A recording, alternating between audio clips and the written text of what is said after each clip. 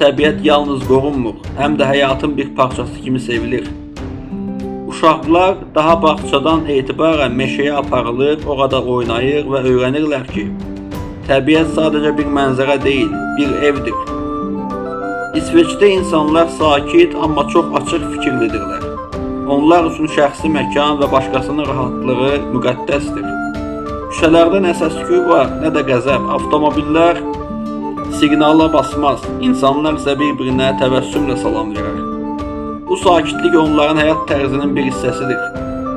Eyni zamanda İsveç dünyada ən çox ixtira və yenilik edən ölkələrdən biridir. Spotify, Ikea, Volvo, Ericsson kimi hamısı İsveçdə yaranıb.